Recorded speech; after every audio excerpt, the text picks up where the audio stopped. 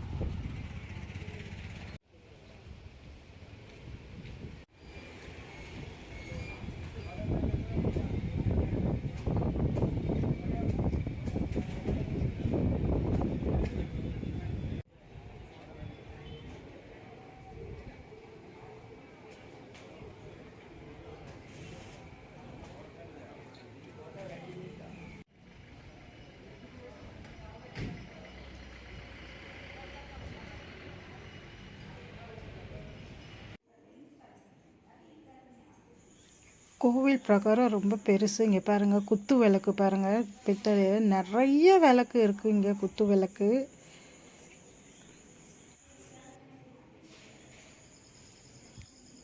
இங்கே கூட பாருங்கள், தொங்குற மாதிரி இருக்குது விளக்கு.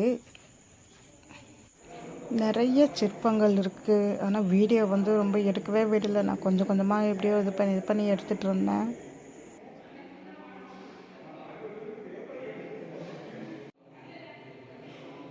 பாருங்கள், ஃபுல் அண்ட் ஃபுல் குத்து விளக்கு நிறைய இருக்குது. அந்த கேரளா விளக்கு.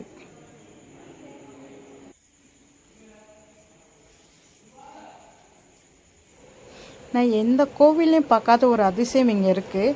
நவகிரகம் பாருங்கள், மேலே இருக்குது. கீழே ஃபுல் பிளாங்க்கு, ஆனால் மேலே நவகிரகம்.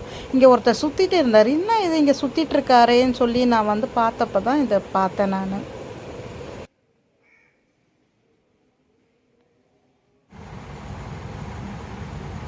இங்கே இந்த சைடில் பாருங்கள், கேரளா மாடலில் அந்த இது கட்டியிருந்தாங்க சைடு. இது ரொம்ப பழங்காலத்து இது போல். இந்த இடம்லாம் உள்ளே போகிறதுக்கு அனுமதி இல்லை.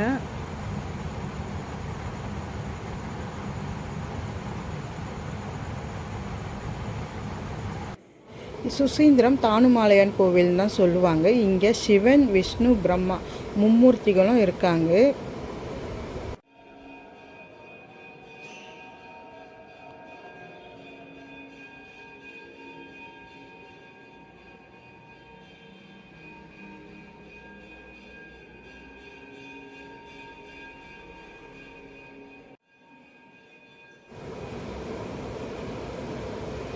இங்கே பாருங்கள், எவ்வளோ பெரிய உருளி.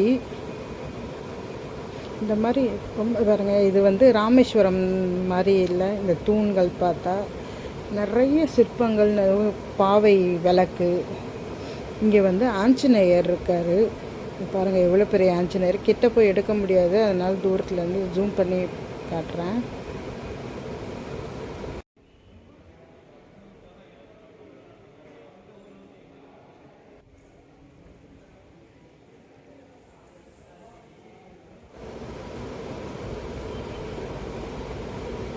நம்ம கோவிலை விட்டு வெளியே போனோன்னா இங்கே பாருங்கள், குடிக்கிற தண்ணி வச்சுருக்காங்க.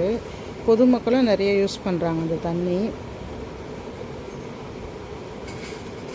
இந்த வீடியோ உங்களுக்கு பிடிச்சிருந்தா லைக் பண்ணுங்கள், ஷேர் பண்ணுங்கள், கமெண்ட் பண்ணுங்கள். மறக்காமல் சப்ஸ்கிரைப் பண்ணுங்கள்.